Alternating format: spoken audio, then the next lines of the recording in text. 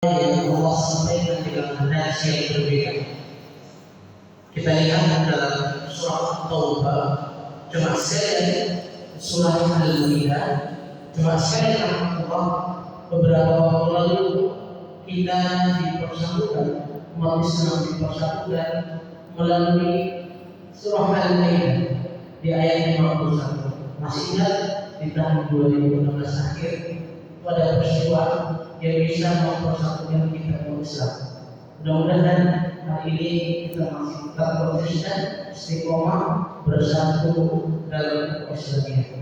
Coba sekali kata Allah Subhanahu wa Ta'ala dalam surah Taubah ayat surah Al-Maidah ayat ke-35, kata Allah Subhanahu wa Ta'ala di ayat itu, ya ayyuhalladzina amanu taqullah, kata Allah, hai orang yang beriman, bertakwa. Sekali lagi Allah memanggil kita dengan orang-orang yang bertakwa, karena Allah tahu betul bagaimana karakter orang-orang yang bertakwa beriman kepada Allah. Karena sesungguhnya orang yang beriman itu kualitas imannya itu akan bertambah ketika dia dekat dengan Allah, ketika dia melaksanakan kebaikan, melakukan ketaatan, itu imannya akan bertambah. Dan iman itu akan berkurang turun manakala dia jauh dari Allah, melakukan keburukan, melakukan sesuatu yang dilarang oleh Allah Subhanahu wa Ta'ala. Al-iman yazidu wa yanqus. Iman itu akan bertambah ketika dia melakukan ketaatan. Dan juga sekali lagi Allah Subhanahu wa Ta'ala, Allah melanjutkan ayat itu dengan mengucapkan mengatakan wabtalu ilaihil wasilah. Carilah sarana, jalan, wasilah untuk dekat dengan Allah. Wajahidu fi sabilihi la'allakum tuflihun. Kemudian berdoa sesungguhnya agar kamu menjadi manusia yang beruntung. Coba saya kata Allah Subhanahu wa Ta'ala, Allah menggunakan kalimat wabtalu ilaihil wasilah. Allah memerintahkan kita untuk mencari wasilah, jalan, sarana untuk dekat dengan Allah. Cuma sekali kata Allah Subhanahu wa Ta'ala. Kemudian kalau kita melihat di tafsir Al-Quran, maka setidaknya ada 3 hal yang penting. Kalau kita ingin dekat dengan Allah, kalau kita ingin sangat dekat dengan Allah Subhanahu wa Ta'ala, yang pertama kata para ulama, wabtalu ilaihil wasilah, sarana untuk dekat dengan Allah yang pertama adalah thalabul ilm, menuntut ilmu.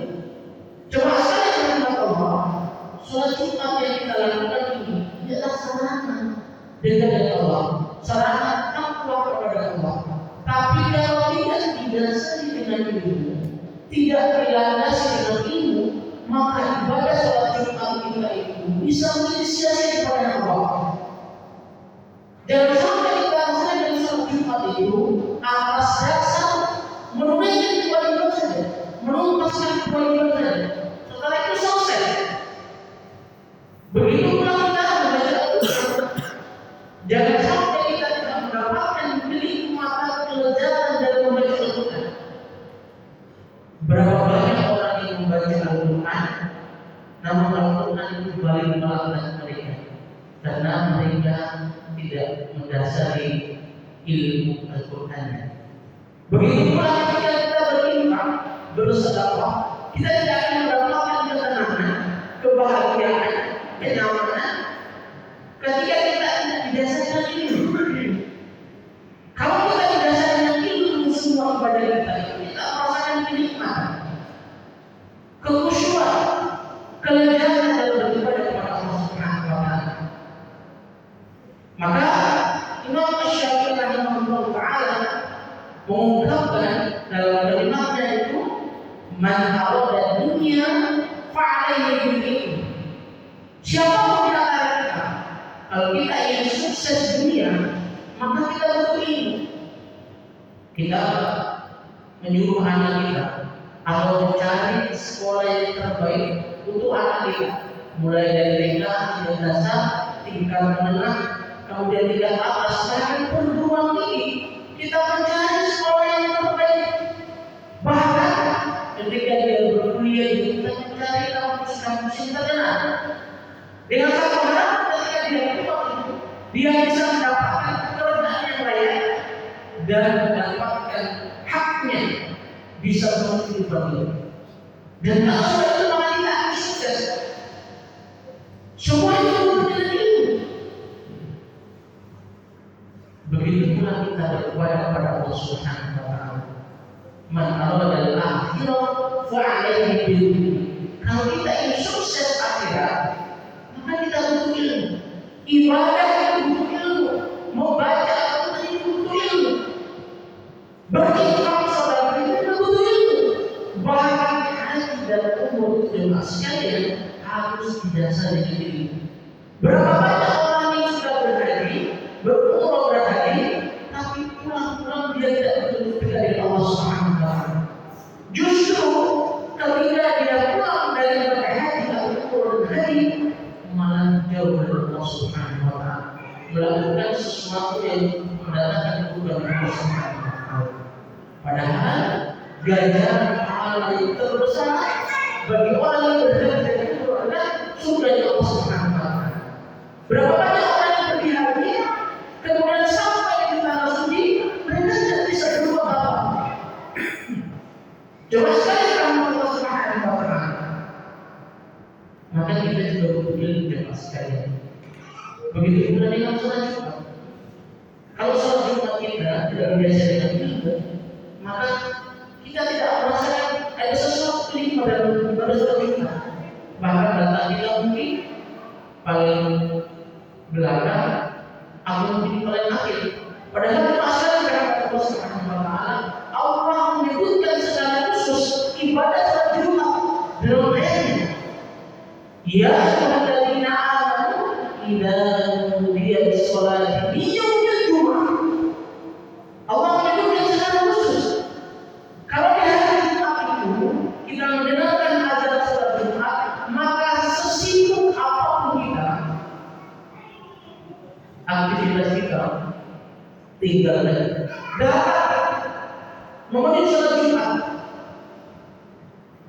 Jemaah sekalian Allah Subhanahu wa taala kemudian Allah melanjutkan ayat itu, dzalikum khairul lakum in kuntum ta'lamun. Orang yang meninggalkan aktivitas kemudian datang ke masjid memanggil Allah di hari Jumat, maka kata Allah mereka itu mendapat karunia yang terbaik dari Allah Subhanahu wa taala.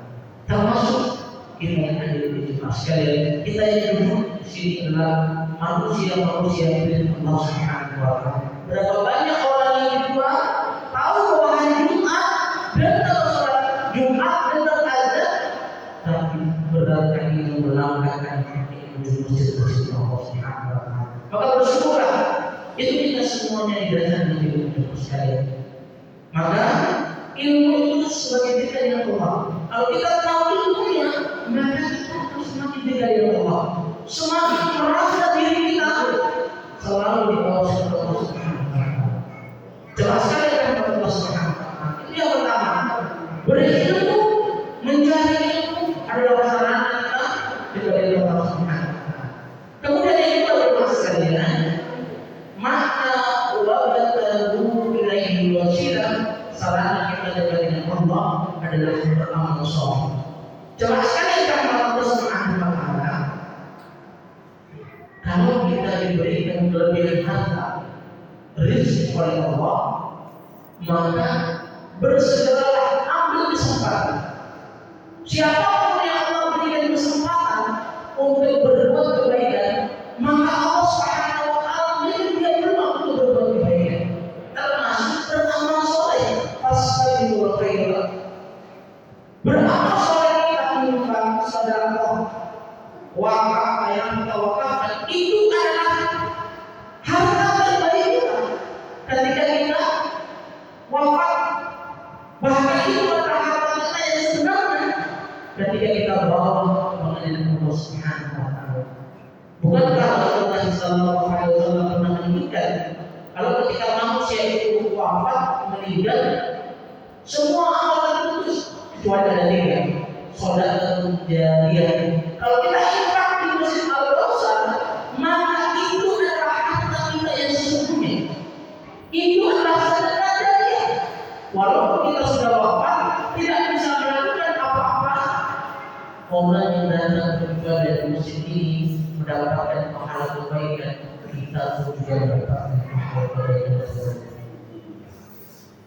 Sedekah jariyah. Atau ilmu yang nafa'u, ilmu yang bermanfaat. Selama kita di dunia, kita punya ilmu, kemudian kita ajarkan kepada orang lain, kemudian orang lain mengajarkan kepada orang lain, dan itu terus bersambung. Nanti yang kita wafat, itulah harta kita yang sebenarnya. Itu akan terus mengalir sampai kapanpun. Kemudian atau ilmu yang tafakuhi awalan soleh walinya, anak yang soleh yang selalu berdoa kedua orang tua, itu adalah investasi kita. Coba sekali kita mengenal Allah Subhanahu wa Ta'ala. Kemudian kalau kita membaca dalam surah Al-Baqarah ayat 112, kata Allah Subhanahu wa Ta'ala di ayat itu, orang yang beriman atau orang yang beramal dan beriman, baik dia mukmin dan mukminah, dia beriman dan beramal soleh, maka tidak ada rasa kekhawatiran dalam dirinya, baik itu soal rezekinya Allah ataupun soal pengadilan Allah dan yaumil akhir. Cuma sekali rahmat Allah Subhanahu wa Ta'ala, Allah memberikan kita nikmat yang berlebih. Maka ingat, summa tus'aluna yawma idzin 'anil na'im. Semua itu akan kita bertanggung jawab kepada Allah Subhanahu wa Ta'ala. Kalau harta kita tidak bisa memberikan manfaat kita di akhirat, maka kita termasuk manusia yang buruk di hadapan Allah Subhanahu wa Ta'ala. Kalau usia kita tidak bermanfaat untuk akhirat kita, maka kita termasuk manusia yang buruk di hadapan Allah Subhanahu wa Ta'ala. Bukankah Rasulullah SAW menyebutkan khairun nas man tala umruhu wa hasuna 'amaluhu. Manusia yang terbaik itu ketika diberikan usia yang banyak, diberikan harta yang melimpah, dan dia menggunakan untuk bermanfaat dirinya dan orang lain. Itu adalah manusia yang terbaik. Wa syarrun nas man tala umruhu wa sa'a 'amaluhu. Manusia yang buruk itu ketika diberikan usia yang panjang, diberikan rezeki yang melimpah, diberi kesempatan yang luas, tapi dia tidak mampu menggunakan kesempatan itu untuk ibadah Allah Subhanahu wa Ta'ala. Kemudian yang terakhir, masyarakat kepada Allah Subhanahu wa Ta'ala, caranya untuk ibadah Allah adalah mencari teman yang senantiasa selalu mengingatkan kita. Teman itu jemaah sekalian bisa memberikan dampak positif kepada kita, dampak yang terbaik, atau misalnya bisa menjerumuskan kita jauh dari Allah Subhanahu wa Ta'ala. Maka Rasulullah SAW menyebutkan, al-mar'u 'ala dini walihi falyanzur ahadukum man yaqal. Karakter seseorang, kualitas agama seseorang itu bergantung dengan siapa dia berkawan. Kalau dia berkawan dengan orang yang dekat dengan masjid, senantiasa selalu bersama berinfak, senantiasa selalu menolong sesama, maka dia akan terbawa dengan sikap seperti itu. Tapi kalau dia berteman dengan orang yang senantiasa selalu sholatnya mungkin dalam sepekan satu kali, atau jauh dari masjid, punya kesibukan yang lain, maka dia akan terbawa sesuatu seperti itu. Lama-lama dia akan terbawa dengan sikap seperti itu. Kalian berakhirmu menurut, maka kata Nabi, selektiflah dalam mencari teman. Terima sekali kepada Allah Subhanahu wa Ta'ala. Mudah-mudahan kita termasuk orang yang senantiasa selalu berada dalam petunjuk Allah Subhanahu wa Ta'ala, dan mudah-mudahan kita diwafatkan Allah dalam keadaan husnul khatimah. Qul qawli hadza wastaghfiru innahu huwal ghafurur rahim.